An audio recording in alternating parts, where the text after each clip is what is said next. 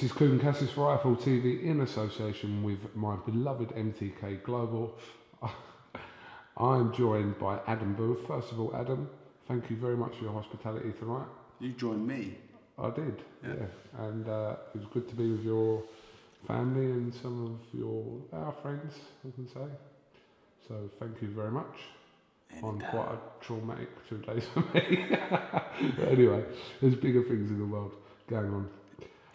First of all, like I said, Vlad's not the only one that's going into retirement.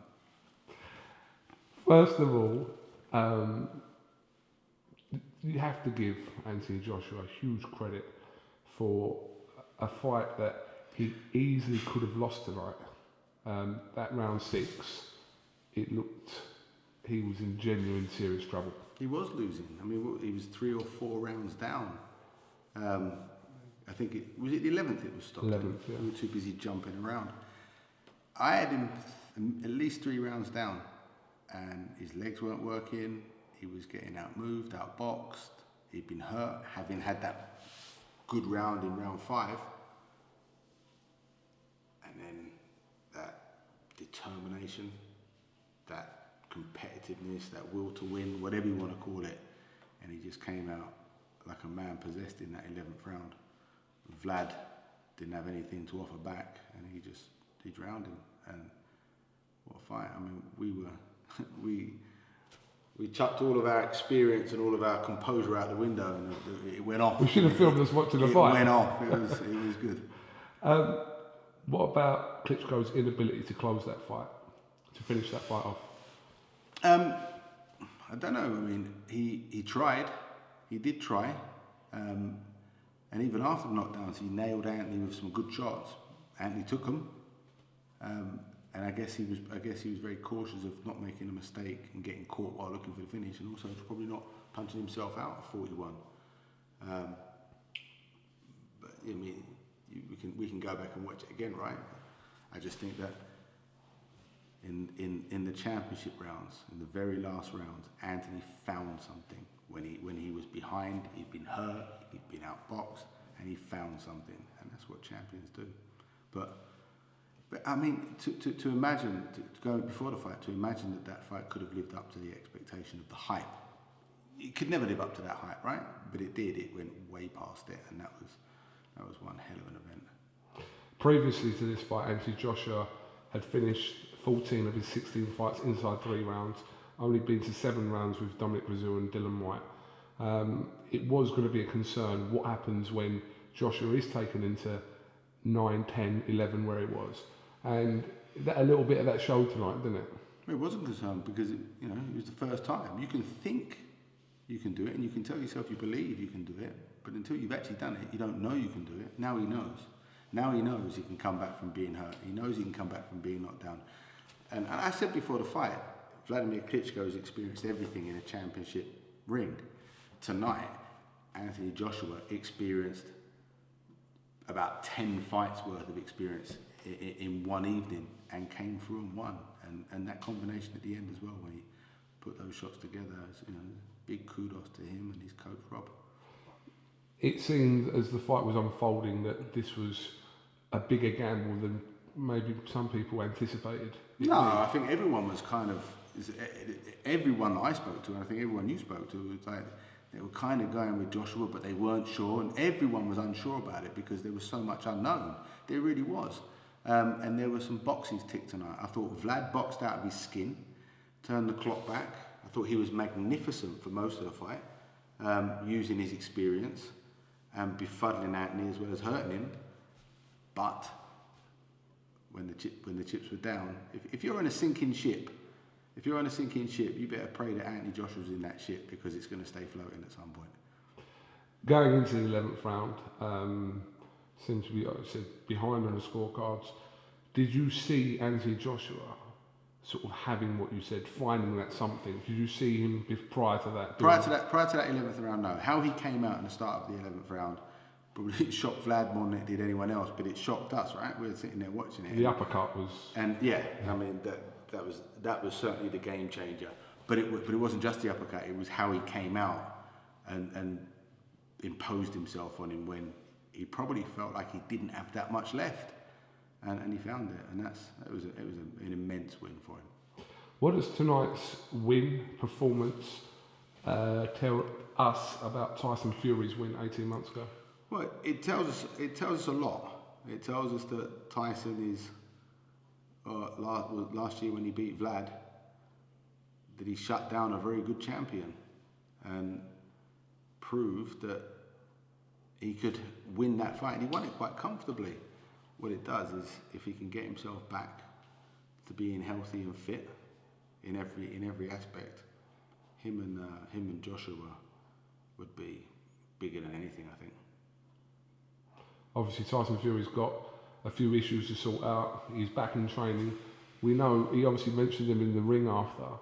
It's a fight that could just, I mean, this was a big fight tonight, but that for Britain is as big as it can get, surely. British boxing's flying, isn't it? And it's being spearheaded by the heavyweight champ, Andy Joshua. And, you know, he made a fan of me tonight because he came through tough times and he showed the character that a champion needs to have. And I hope that he can take what went on in that fight and learn from it and improve. But I do think that him and Tyson Fury and Joshua and Deontay Wilder, or Tyson Fury and Deontay Wilder, they're immense events. Watching that tonight, is it very important who Joshua's next opponent is, that he doesn't maybe rush in against one of these big elite heavyweights, or what do you think? It's down to him. He seems to clearly be an individual that just loves challenges. He seems to like challenges. He doesn't shirk away from it. I mean, he's medaling at a World Championships, having taken up boxing a year earlier, and then medaling at Olympic Games, having only boxed for 3 years, and then turning pro and winning a World Heavyweight Championship so quickly, and then taking on the most experienced heavyweight champion of his generation that's around today. So we can't say, well, maybe you should slow down and tread carefully now, something, because he's proved that he is prepared to fight whoever he needs to fight. Would you say his best opponent prior to today was probably Dillian Whyte? I don't know, because it was certainly his most competitive fight before today. So if we say it's Dillian Whyte, the jump from Dillian Whyte to Vladimir Klitschko. Yeah, but Dillian's a handful. Yeah. I've known Dillian for a long time, and Dillian's a handful. And if you put Dillian in with Vlad Klitschko, he would have given Vlad a rough time. So you're probably right in what you say. Yes, and don't be surprised if Dillian rises again to become a name in the pot. Well, listen, I'm sure a lot of people would love to see that fight again. Just the first one was, you're right, Joshua's, up until today, most competitive fight. The only time you thought that Joshua was in genuine trouble in a fight before tonight was against Dillian Whyte, wasn't it? Yeah, he's proved he's got the power to hurt him, and I think they've both improved since then as well. Clearly, Joshua has, because he's become champion and he's done what he's done tonight. But Dillian's improved as well. So there's like a new young generation of heavyweights coming through, and it's some real great fights to be made. Exciting times. So, yeah, I suppose everyone will be at Wembley now. Will you be allowed to go again? What, if there's a rematch? Yeah. Well, if there's a rematch, I'm screwed. Are you? Probably. Why? I don't know. What? Tell me what happened. Do you know what? What I wrote on my... I know I've been a bit over-excessive with some of the language I've used, which I'll probably apologise for, so I will apologise for rather. But the situation is horrible. It genuinely is. And to this day, I don't know what I've done. I genuinely don't. I can't take being associated with Team Fury as a reason why I shouldn't be able to go to Wembley tonight and do my work. You know. So Bernd Bonte, me and him had words at the press conference between Fury and Klitschko, the one where Fury never turned up to. We had an argument. You're just filming me staring at you now. No, that's all right. You could have told me he's off camera. No, I'm just telling you. We had words. When the Joshua fight was announced, I spoke to people, said I'm going to stay away from the Klitschko camp, don't want to cause any problems.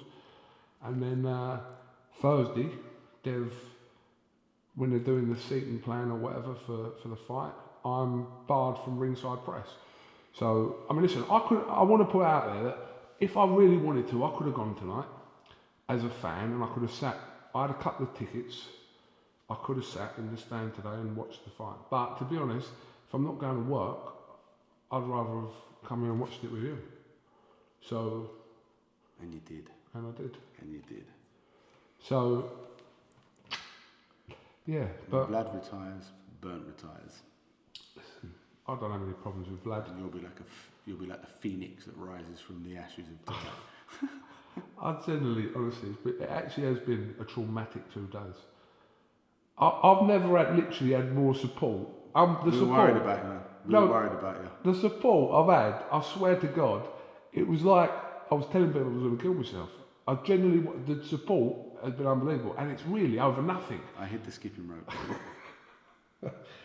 So, the way it's been going on, like, well, you know, some jumped up 2-bit So you know what, you need internet to do, reporter weren't allowed in a fight. That's basically what happened. Make a little video of you talking to the camera and explaining to your followers what's going on. I've just explained it. Because I don't what you're doing talk. is you just got the camera on my Yeah, face. but I'm and just we're talking. looking at you like Listen, they can still hear me.